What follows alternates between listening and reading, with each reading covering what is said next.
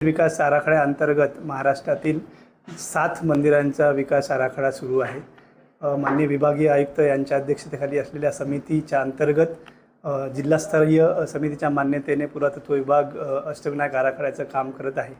या दरम्यान रांजणगाव येथे जतन कामाचे कार्यरंभ आदेश देण्यात आले असून मुख्य मंदिराची दुरुस्ती आणि परिसराची दुरुस्तीसाठी मंदिर देवस्थानला आम्ही रिक्वेस्ट केली होती की काही काळ मंदिर बंद करणे गरजेचे आहे।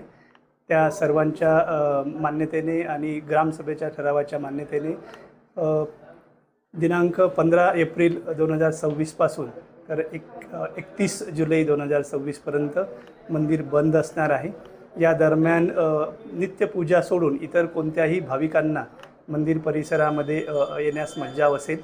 त्यासाठी आम्ही एक देवस्थानाला रिक्वेस्ट केलेली आहे की बाहेर एक आपण LED स्क्रीन लावून येणाऱ्या पर्यटकांसाठी आणि भाविकांसाठी दर्शनाची सोय करून देऊ आणि या दरम्यान आपण याची सुरक्षितेची खबरदारी घेऊन ज्या ठिकाणी मंदिरामध्ये प्रवेश करता येणे शक्य आहे अशा ठिकाणी आपण पत्र्याचे शेड वगैरे लावणार आहे आणि मंदिर बंद करणार आहे। आणि ह्या 3 महिन्यातच जवळपास आपण मंदिर दुरुस्तीचं काम पूर्ण करून 31 जुलैला आपण मंदिर सुरू करणार आहे आणि त्यानंतर जी काही उर्वरित कामं आहे ती कंटिन्यू चालू राहतील।